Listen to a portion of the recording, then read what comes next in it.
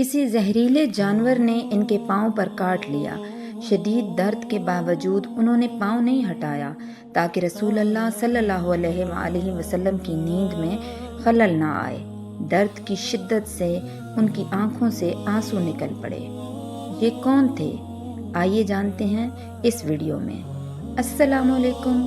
آج ہم بات کریں گے حضرت ابو بکر صدیق رضی اللہ تعالیٰ عنہ کی، جو ہمارے پیارے نبی کے بہت ہی پیارے ساتھی اور مشکل وقتوں کے دوست تھے۔ وہ ہمارے پیارے نبی کے سسر بھی تھے۔ کیا آپ جانتے ہیں کہ حضرت ابو بکر صدیق رضی اللہ تعالیٰ عنہ کی کون سی بیٹی کی شادی ہمارے پیارے نبی صلی اللہ علیہ وآلہ وسلم کے ساتھ ہوئی تھی؟ کمنٹ میں ضرور بتائیے گا۔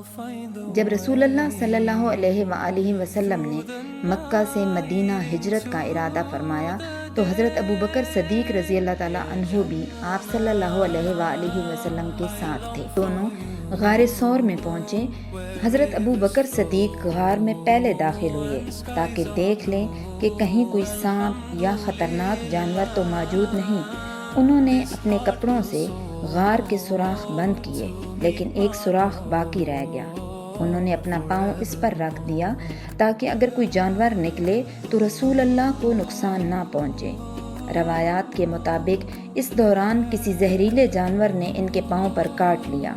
شدید درد کے باوجود انہوں نے پاؤں نہیں ہٹایا تاکہ رسول اللہ کی نیند میں خلل نہ آئے۔ سبحان اللہ۔ درد کی شدت سے ان کی آنکھوں سے آنسو نکل پڑے، جو نبی کریم صلی اللہ علیہ وآلہ وسلم کے چہرہ مبارک پر گرے۔